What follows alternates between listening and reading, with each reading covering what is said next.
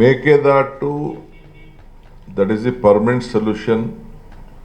ಏನು ಈಗಾಗಲೇ supreme court judgment ಕೊಟ್ಟಿದೆ, ಸೆಂಟ್ರಲ್ ಗೌರ್ಮೆಂಟ್ ಅವ್ರು ಏನು ರಿಪ್ಲೈ ಮಾಡಿದೆ ಅದೆಲ್ಲ ಗಮನದಲ್ಲಿ ಇಟ್ಕೊಂಡು you should go, don't waste time.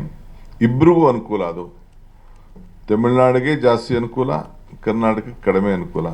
ಅದನ್ನು ಈ ಡಿಸ್ಟ್ರೆಸ್ ಸಂದರ್ಭದಲ್ಲಿ ನೀವು ಇದನ್ನು ಉಪಯೋಗಿಸ್ಕೊಂಡು ನೀವು ತಮಿಳ್ನಾಡವರಿಬ್ಬರು ಕೂತ್ಕೊಂಡು ಸೌಹಾರ್ದತೆಯಿಂದ ಬಗೆಹರಿಸ್ಕೊಳ್ಳೋಕ್ಕೆ ನಮ್ದೆಲ್ಲ ಥರದ ಸಹಕಾರ ಕೊಡ್ತೀವಿ ಅಂತ ಹೇಳಿದ್ದಾರೆ. ಏನಿಲ್ಲ, ಅದು ಏನು ಟೆಕ್ನಿಕಲ್ ಪ್ರಾಬ್ಲಮ್ ಏನಿಲ್ಲ. ಒಂದು ಸ್ಮಾಲ್ ಕ್ಲಾರಿಫಿಕೇಶನ್ ಕೇಳಿದ್ದಾರೆ. ನಾವು ಹಿಂದೆ 4 TMC ಬಗ್ಗೆ ಪ್ರಸ್ತಾವನೆ ಮಾಡಿದ್ದೆವು ಕುಡಿಯೋ ನೀರಿಗೆ. ನಾನು ಮಂತ್ರಿ ಆದಮೇಲೆ ಇನ್ನೊಂದು 6 TMC ಮಾಡಬೇಕು ಅಂತ ಅದಕ್ಕೆ ಒಂದು ಆರ್ಡ್ರ್ ಮಾಡಿದ್ದೆ. ಅಲ್ಲಿ ಏನಾಗಿದೆ ಅಂತಂದರೆ, ಈಗ ಏನಾದ್ರು ಬಿಟ್ಟರೆ ಇನ್ನು 2 TMC ಇಟ್ಟರೆ ತುಮಕೂರವ್ರು ಬಂದು ಕೇಳೋದು, ಇನ್ನೊಂದು ಬೇರೆ ಜಿಲ್ಲೆಯವ್ರು ಬಂದು ಕೇಳೋದು, ರಾಮನಗರದವ್ರು ಬಂದು ಕೇಳೋದು, ಸೌತ್ ಅವ್ರು ಬಂದು ಕೇಳೋದು, ನಾರ್ತ್ ಅವ್ರು ಬಂದು ಕೇಳೋದು ನೀರಿಗೆ. ಇವೆಲ್ಲ ಆಗಬಾರ್ದು ಅಂತೇಳಿ ಬರೀ ಕುಡಿಯೋ ನೀರಿಗೆ ಮಾತ್ರ 6 TMC ಸ್ಪೆಸಿಫಿಕ್ ಇಡಬೇಕು ಅಂತ ಮಾಡಿದ್ದಾರೆ. ಅದನ್ನು ಸೇರಿಸಿದ್ರು.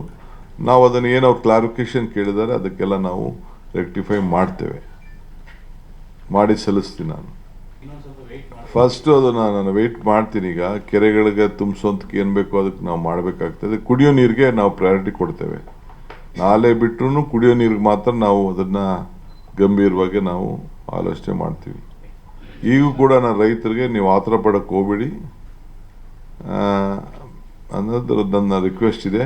ಖಂಡಿತ ರೈತರಿಗೆ ನಾವು ಗೈಡ್ ಮಾಡಬೇಕು ನಾವು, ಯಾಕೆಂದರೆ ಅವ್ರಿಗೆ ಈಗ ಮುಂದಕ್ಕೆ ಮೊನ್ನೆ ತಾನೇ ನಾವು ಕ್ಯಾಬಿನೆಟ್ನಲ್ಲಿ ಸುಮಾರು 30 ಕೋಟಿಗೂ ಹೆಚ್ಚು ಹಣ ನಮ್ಮ ಆರ್ಟಿಫಿಷಿಯಲ್ ಇಂಟೆಲಿಜೆನ್ಸು ಮತ್ತು ಬೇರೆ ಬೇರೆ ಏನೇನು ವ್ಯವಸ್ಥೆ ಇದೆ ಅದರಲ್ಲೆಲ್ಲ ನಾವು ನೋಡಿ ಮಾರ್ಗದರ್ಶನ ಕೊಡಬೇಕು ಅಂತೇಳಿ ಒಂದು ಮೇಜರ್ ಡಿಸಿಷನ್, ಹಿಸ್ಟಾರಿಕ್ ಡಿಸಿಷನ್ ನಾವು ಲಾಸ್ಟ್ ಕ್ಯಾಬಿನೆಟಲ್ಲಿ ತೆಗೆದುಕೊಂಡಿದ್ದೇವೆ.